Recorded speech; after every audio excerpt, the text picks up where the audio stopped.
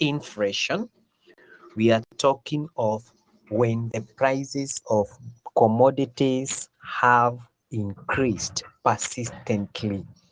Like, for example, this is like a situation whereby you go to a shop and you find that the prices of maize flour has increased, the prices of rice have increased, the prices of sugar have increased, and the prices of other commodities.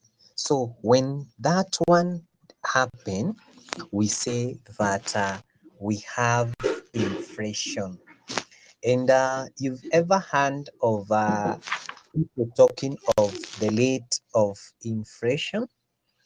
And when you talk of the rate of inflation, we are talking of the percentage increase in the level of prices, usually the consumer commodities.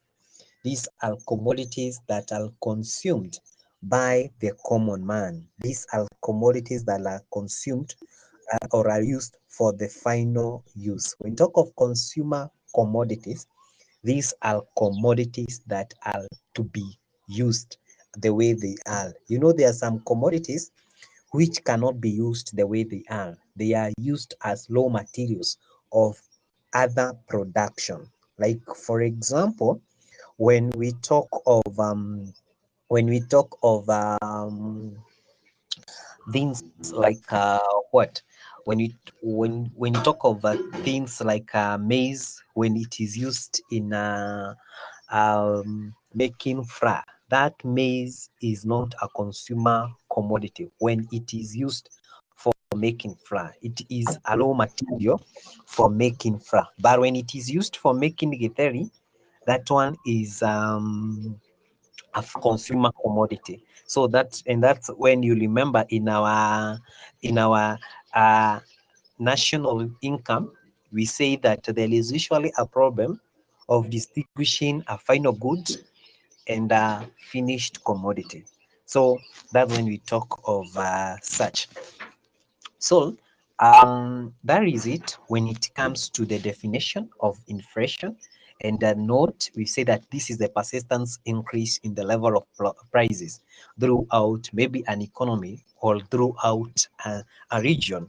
That's when you talk of inflation. And in simple terms or in simpler terms, this is when we talk of bei za bidhaa zimeongezeka, na wakati zimeongezeka ndiposa tunasema ya kwamba kuna ongezeko la bei nchini, and that's when we talk of inflation. So that's when we talk of inflation. Um, hmm. And that is it.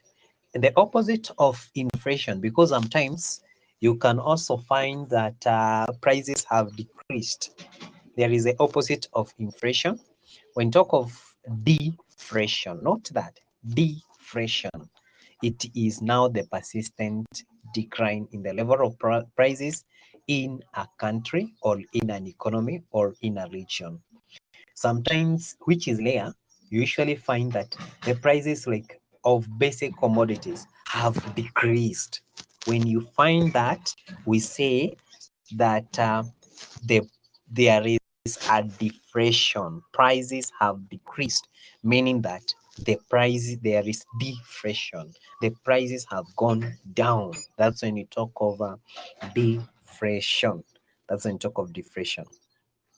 So uh, let's now look at the causes of inflation.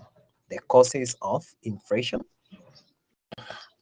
When you talk of the causes of inflation, they are usually classified into two categories or uh, two classification. And one is what we refer to as the demand pull inflation. The demand pull inflation. And number two is what we refer to as the cost push inflation. When we talk of the demand pull inflation, we say that this is a type of inflation where Uh, inflation is as a result of a persistent increase in aggregate demand. When the demand for commodities increases, that's when we talk the aggregate demand. When this is when the demand for commodities have increased compared to the supply. The demand has increased compared to the supply. When this one happens, that's when we talk of demand pull inflation, or what we call the demand side inflation. We are saying that this is when the aggregate demand is more than the supply, and we have a situation whereby whatever is sold, there is little commodities in the market that is being chased by a lot of money in the economy. That's the demand pull. We have very few commodities in the market, but people have money. Like I can remind, this usually happens mostly in the food stuff.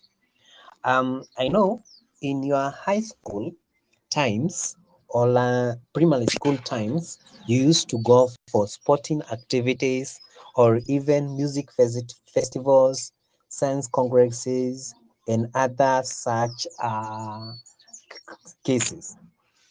And when this used to happen, you used to have people who would sell snacks at very high prices, and people would buy because these sellers were very few and the needs for these particular snacks was very high. So in such a case, we had very few goods being chased by a lot of money. Students had money, people had money. You had a lot of money. You could even buy a gumu that you usually buy at 5 shillings, and you could comfortably buy it at 10 shillings, 15 shillings, 20 shillings. That when we talk of demand pull inflation. Demand pull inflation. It is called demand pull inflation because it is the demand. It is what people need. It is which is making the prices to increase. And that's when you talk of it as demand pull inflation. Um, and some of we say that when you talk of this demand pull, this is like when some of these causes are like when the government spends a lot of money in a certain area. Like, for example, when the government is undertaking some development projects, like when a road is being constructed, a dam is being constructed, a university is being constructed, there is a lot of spending. Kuna watu ambao watakuja kujenga. These people do not have places to sleep in, do not have areas they can call home. So what they do, even the food they buy from the locals. So what usually happens, because these people have increased in number, what usually happens, the whatever they consume, the demand of whatever they consume also increases, and therefore, as a result, the prices of these commodities also increases. Like, for a good example, before the construction of the Thika Super Highway, the lands around Ruiru were very cheap. Along the super highway was very cheap. But when the construction started, these Chinese started coming, and the houses, the rents increased. The prices of commodities increased, and as a result, there was inflation. That's when you talk of demand pull inflation. The other thing that may cause demand pull inflation to increase is scarcity of raw materials. I know you've ever heard of this situation when the maize is in scarce supply, when there is retro supply of maize, maybe during the times when there during the times when the government or let's say when there is drought and there is the literal production of maize in the country, and uh, that means that the maize that will be taken to the flour companies or to flour mills will go down. When this one happens, the demand, the supply of maize flour decreases as a result of what? Scarcity in maize. So we are saying that this comes as a result of what? Decrease in supply of decrease in the supply of what? Of maize to the millers. So that's when we talk of that. The other cause of demand pull inflation in an economy is when there is no labor, when there is no labor or workers to do the working. So, like for example, if the demand is very high for a particular commodity, you need more people to work for this particular, for an organization, maybe so as to produce that particular commodity. But when they are scarce, you'll have to lure them using other mechanisms. You're using some mechanisms such as increasing the wages and so forth. So as a result of such, the demand will be the demand of this commodity will be very high, but still there's no people who are producing this particular commodity. So meaning that that one will also cause what we refer to as the demand pull inflation. Another thing that may cause that is when workers' salaries have increased and it is not commensurate with whatever they had produced. Like for example, the workers are being paid a lot of money, or their salaries have been increased, but they don't increase the production. Like for example, let's say tea farmers, their space have been increased. Let's say monthly, let's say they were getting 10,000 and their salaries have been increased from 10,000 to 20,000. But commodities which these people consume have not been increased in terms of supply. So what happens? A lot of that means that these particular individuals will demand more of the commodities, but there will be little to buy from the market. And as a result of that, there will be what we are referring to as demand pull inflation. This is when we are saying that this is when there is a lot of demand compared to supply. So that's when we talk of the demand pull inflation, when the aggregate demand increases or supersedes the supersedes the aggregate supply. So that's when we talk of such. So let's now move on and we look at now number two, causes number two, which is what we are referring to as the cost push inflation. You remember the first one is demand pull inflation. We say that it is the demand, that the aggregate demand that is pushing the inflation. The demand was pulling the inflation. The price is high. Now, on the supply side inflation or the cost push inflation, it is the supply of the commodity or rather the cost that makes the prices to increase. So when you talk of cost push inflation, this is an inflation caused by increase in the cost of production.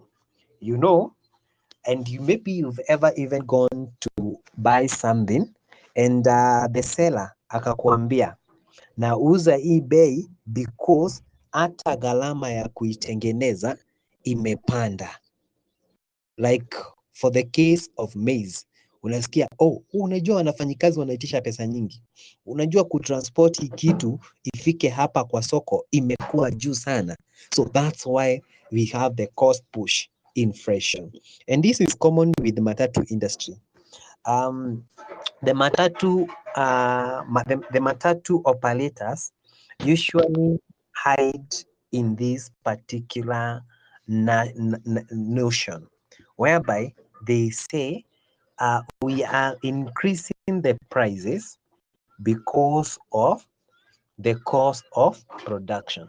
The cost is high, and thus, because the cost is high, we shall charge you more. So that is what we call cost push inflation. The cost push inflation, or what we call the supply side inflation. So what are these factors that usually cause the cost push, or what are these things that usually encourage the cost push inflation? Number one is what we call the wage increase in wages of workers. Sometimes you usually see workers insisting to be paid more for the services or for the work done. When this one happens, the prices of commodities will increase as a result. So that's when we are talking of the cost push inflation, or what we are referring to as the supply side of inflation. Because the wages increase, and as a result of wages increasing, the general cost of production also increases. That's when you talk of the wage push inflation. That is one of the wage. The other one is the other thing that may cause this is what you call the when the profit margin increases. Sometimes some industries, more so in a monopoly, because you know what now a monopoly is. A monopolist may just decide to increase the prices higher, or to increase the push the prices up.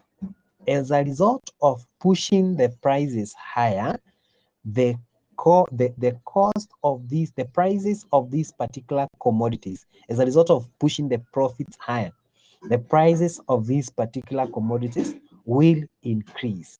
And as a result of the price increasing, they will be costly. There will be what we call the cost push inflation. Then we have what we call the tax, production taxes. Yes, you know, sometimes taxes may increase the cost of production, more so like the excise duty that is imposed on production of commodities. So when the government pushes the cost of production high, it means that even because of the increased in tax, the cost will also increase. And when the cost increases, the prices will also increase. As a result of what? Government taxing this particular commodity. The other one is the supply shock variant.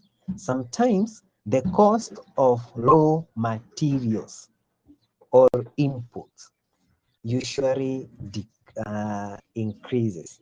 When the cost increases, it means that the cost of raw material increases, it means that the cost of production will also increase in return.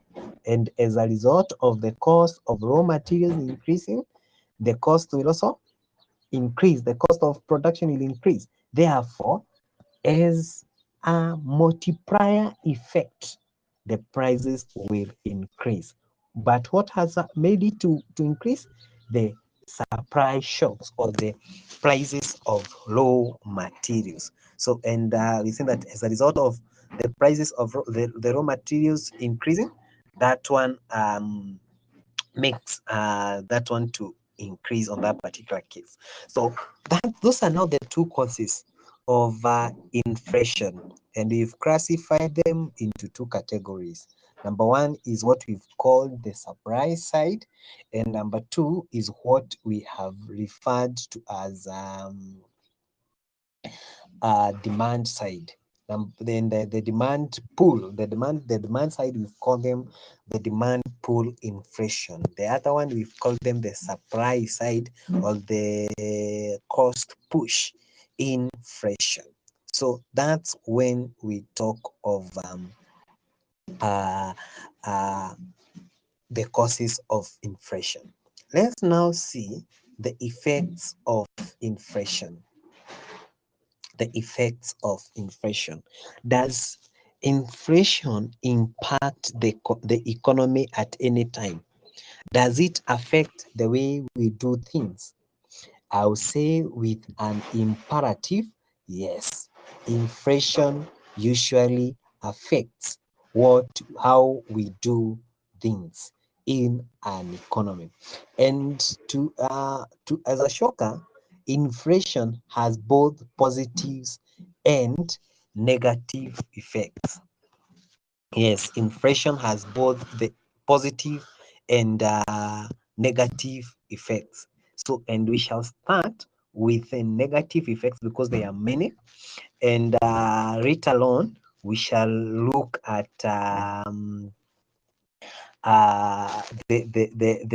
we shall look at the positive effects. So, what are the negative effects of inflation? Number one of the negative effects of inflation is that inflation usually causes the prices of commodities to increase, thereby increasing the cost of living. Yes, as a result of having inflation in a country, the cost of inflation increases. The cost of inflation increases, and as a result, the cost of production increases, and as a result, the prices increases. Therefore, the cost of living increases, meaning that to afford a good life where there is inflation, it is very hard. So that's when talk of the cost of the negative, one of the negative effect of inflation. Number two is that inflation causes the lenders to lose. Inflation causes the lenders to lose. When we talk of inflation causing the lenders to lose, this is what usually happens. During inflationary times, if I had given you 1,000 shillings before inflation, and that is 1,000, when the prices of unga could be the prices of unga was, let's say, at 100 shillings, and you return to me the same 1,000 when the prices of unga is at 150. Do you know I had given you 1,000 with more power or strength in terms of buying power than the one that you return to me. This is it. When you talk of it having more power, it is like this. When I gave you my 1,000, the prices of unga were at 100 shillings, meaning that 1,000 could buy 10 packets of unga. But now, because it is 1,000 divided by 100, you can see it could buy 10 packets of unga. But now the prices of unga is at 150. It means that if you take the same 1,000 and you divide by 150, it means that you will only buy approximately 6 packets of approximately 6 packets of flour. So it means that I have lost. I had given you 1,000 with more strength, and you've given me 1,000 with less power or with less value. That's when you talk of that. The debtors usually, the lenders in this particular case usually lose. Yes, that's when you talk of the negative. The other thing is that during inflationary time, it may lead to what we call social unrest, and revolts. I will take you back to 2017. I know you are not that young. You could relate to the political issues in the country. You remember when Uhuru Kenyatta and Raila Odinga were competing. That was Jubilee versus NASA. When the prices of unga were so high, even NASA had threatened they would come up with what we call Uga revolution. And because Jubilee feared that this revolution could make them not to win the election, they had to lower the prices of unga from approximately 130, 140 at that particular time to 90 shillings. You remember what we used to call subsidized maize flour, the subsidized maize flour of 90 shillings. So that is a good example. Inflation can cause social unrest. You remember what we call the Tunisian revolution of 2010, 2011, the Egyptian revolution when Hosni Mubarak was ousted in 2011. This was as a result of inflation. You remember even when the Tunisia president was also ousted, the Zain Ben Ali. This was as a result of inflation. So that's when we talk of that. The other effect is that inflation may lead to holding. Holding is a situation whereby people buy a lot of durable commodities when the prices are lower, ama wataficha bidhaa when the prices are lower. And because they know the prices are likely to increase or shoot up, they will resist them. So that's when talk of holding. They will keep a lot of money in that particular case. The other one is that a lot of inflation leads to economic instability. When there is a lot of inflation in a country, the economic growth is unstable. You remember what had happened in Zimbabwe. The inflation had risen such that when someone needed to buy a loaf of bread, would go with a lot of money in a bag. And at the end, they would come back with only a single loaf of bread. So in that particular case, we say that it will cause the economic growth will be unstable. The other thing is that people lose confidence in a country's currency. Yes, when there is inflation, the money loses value. Unakuta ya kwamba ukiwa na shilingi 5 za Kenya hazina value yoyote because of inflation. And as a result of that, the money, the 1 shillings, the 1 shillings haina dhamana yoyote, people will shy off from keeping the 1 shilling, the Kenyan shillings, and therefore they will keep their wealth in other currencies, in other items which are not being affected by the inflation.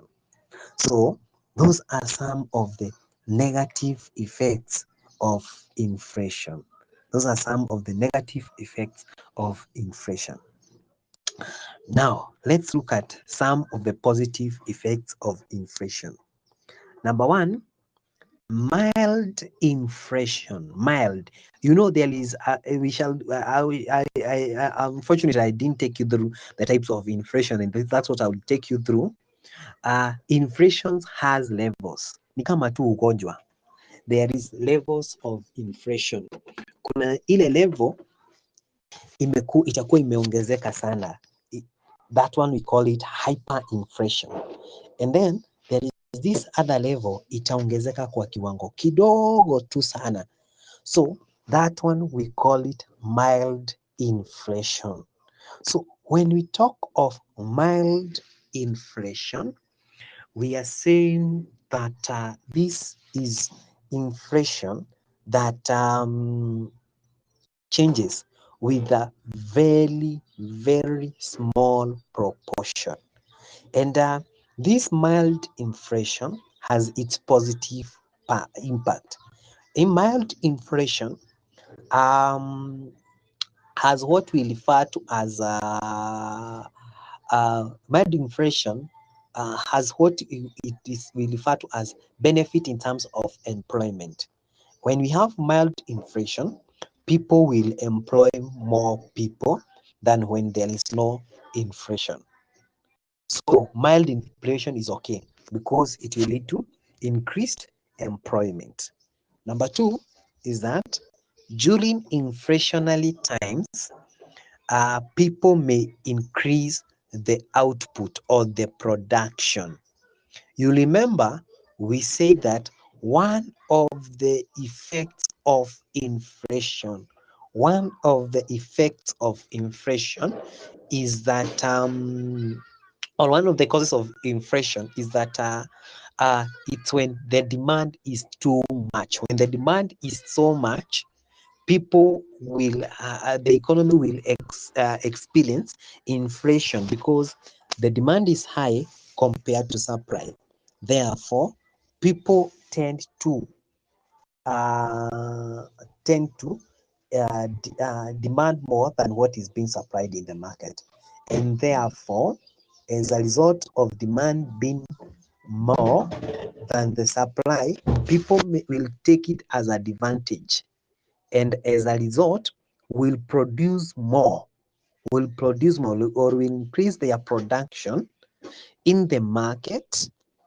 So therefore, and what has caused the production to increase? Because of the inflation. So you're saying that sometimes inflation may increase the level of production in a country. So that is it when you talk of that. The other advantage or a positive effect of inflation is that debtors gain. Debtors gain. Yes, debtors gain. We remember we say that creditors lose, but debtors gain. Mtu ambaye ako na deni akilipa deni lake wakati kuna inflation, he or she will be gaining. A good example, let's return back to that 1000. Assuming ni mimi nilikupatia ile 1000. Hiyo 1000 nilikupatia ilikuwa na uwezo wa kununua unga paketi 10 because the price of unga was at 100 shillings. Na mimi umenirudishia the same 1000, but this particular time that same 100, that's 1,000 can only buy 6 packets of unga. It means that you have given me the 1,000 but of raw value. You've given me back my 1,000 but of raw value. So that's when you talk of the debtors will gain where the creditors will lose. So those are the benefit, the negative and positive effects of inflation. And I want us now to look at something called the types of inflation. Types of inflation. What are the types of inflation? What are the types of inflation that we have?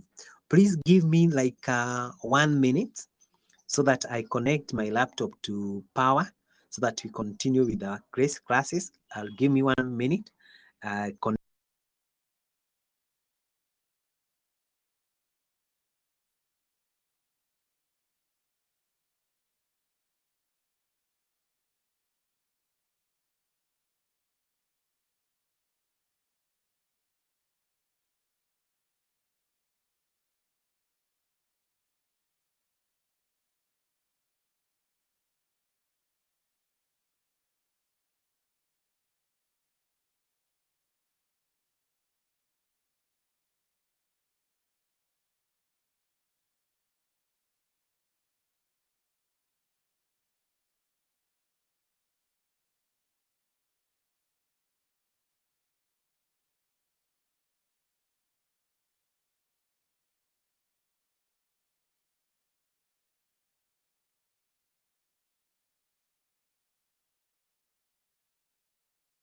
Inflation so that now we can move on together.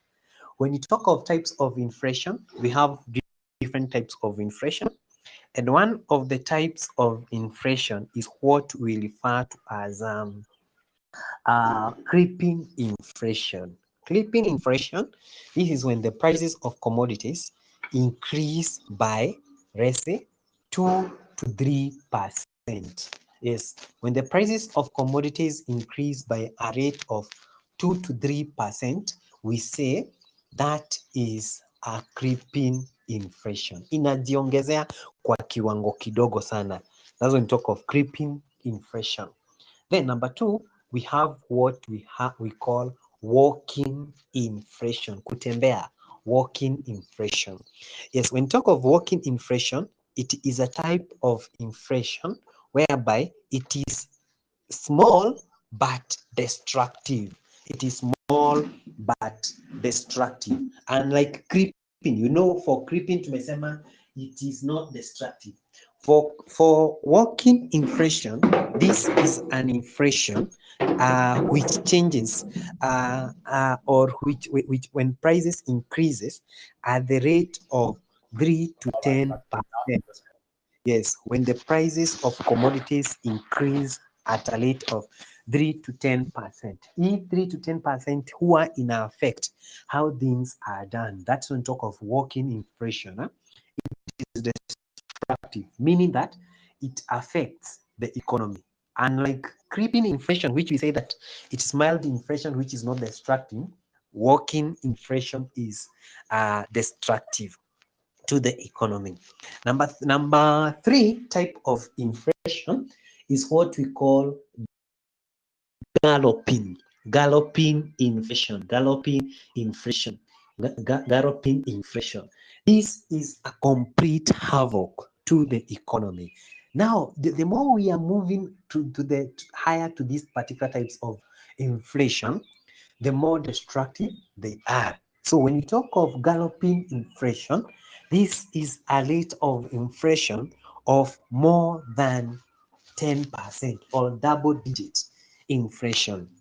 This is where inflation increases by, let's say, 10%, 11%, and it is very, very destructive to the economy. This type of inflation is very destructive to the economy. That's when you talk of galloping inflation, an inflation type that is very destructive to the economy. So number 5, is it 5 or 4? 4, we have what we call hyperinflation. Hyperinflation. This is when we talk of prices of commodities skyrocketing. Like, for example, you usually hear that prices of commodities have increased with more than 50%.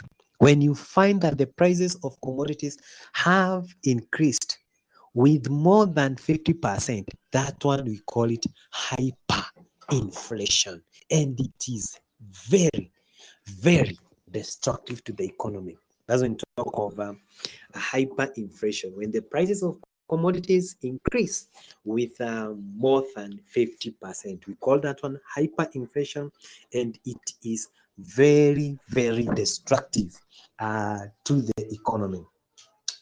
The other one is what we refer to as stagflation. Stagflation. This is where the economic growth is stagnant, but there is still inflation in a country. The country is not growing, but there is prices of the prices of commodities are growing. This is when there is nothing that is going. There is nothing developmental that is taking part in an economy. But the prices of commodities are increasing in an economy. We call it a stagflation. Hakuna ukuaji wowote wa uchumi kwa sababu ya ongezeko la bidhaa katika nchini. That's when we talk of stagflation. Then there is another one which we refer to as imported inflation.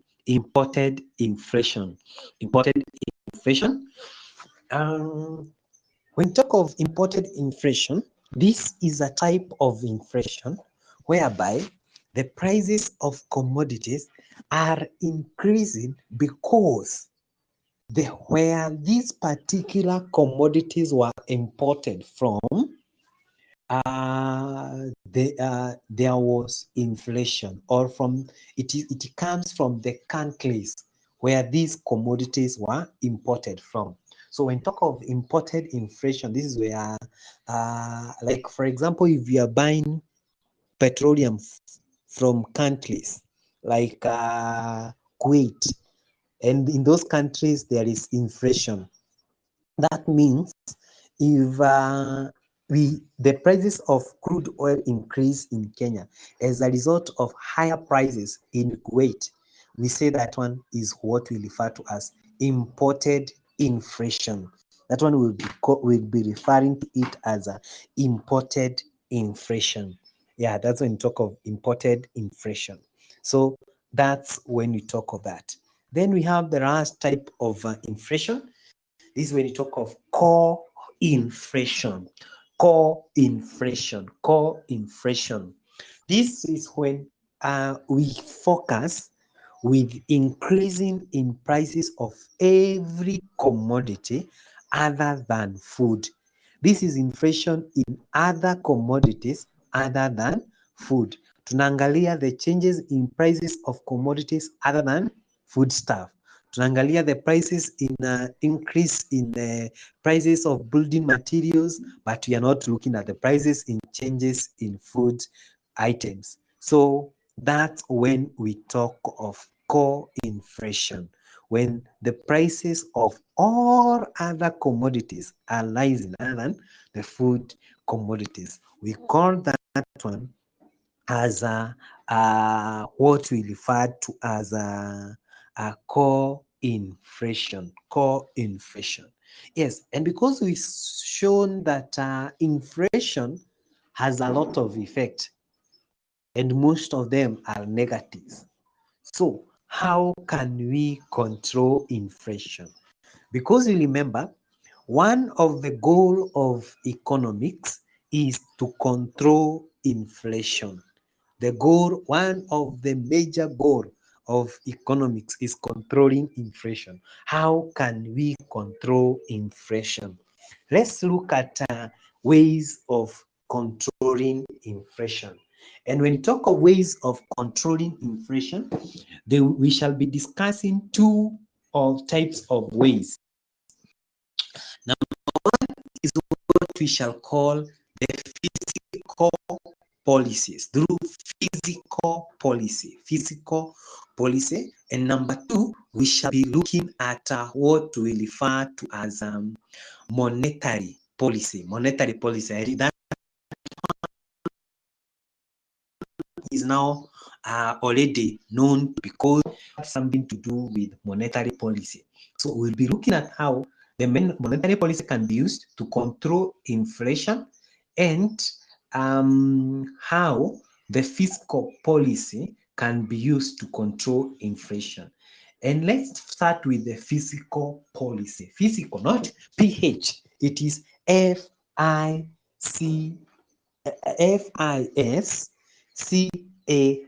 That one talk of physical policy, not the physical. I know there is physical and there is physical. When talk of physical policy, we are talking of policies concerned with government spending. The government spend in an economy by paying wages, coming up with the development plans, and all those. And those policies that are concerned with how the government spends and how the government corrects its revenue, we refer to them as fiscal policies, and they can also be used in controlling inflation.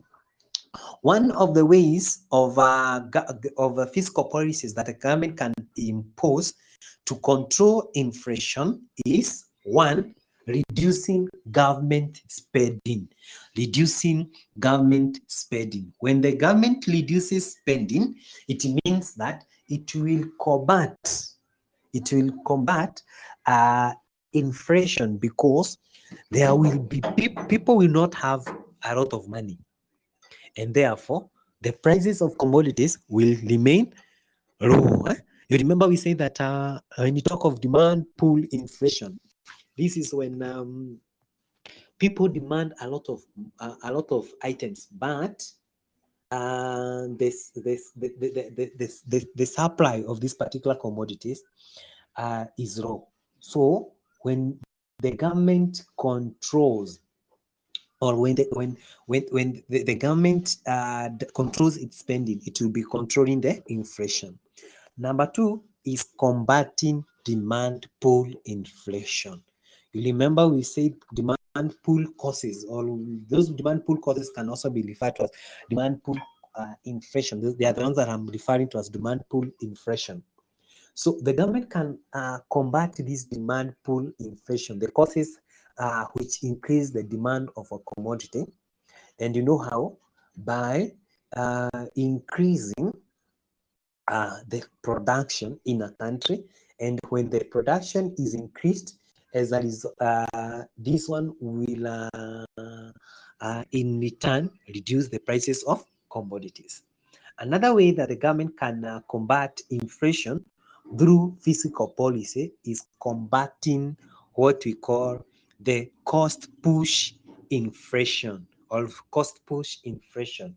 This is when the government adopts measures that reduces the cost of production, like it will lower the taxes, it will have policies on wages whereby the wage rates will be decreased or will not be increased. They will come up with policy that favors lower wage rates, and as a result, the prices of commodities will remain lower. So that's when you talk of coming up with policies that will lower cost push inflation. Let's now look at monetary policies. I know last week we looked at these monetary policies. So how can the government use monetary policies to control inflation in a country? So let's see. And you remember what monetary policies are. Before I continue, let me see whether people can still remember what monetary policies are. And I'll start with Abdirazak Amir. What are monetary policies? Tulisoma last year, exchange rate policies, through the exchange rate policies, and this can only be done by pegging the exchange rate. When talk of pegging the interest rate, this is when you fix the interest rates of a country, and you fix them such that the currency, the local currencies does not the local currency becomes not freely convertible. It cannot be converted to foreign currency easily. So that's one of the ways of controlling that. The other one is that it can also build public confidence on local currency. Like in the case of hyperinflation, to ensure that inflation is controlled, the government will come up with ways of controlling the public confidence on the currency. Because you remember, one of the things that we said about inflation is that it destroys the confidence of people on a country's currency, and as a result of that, the people will start investing in other currencies instead of that country's currency. So that's when we talk of control of inflation and all that. So, and that one brings us to the end of the topic on inflation. So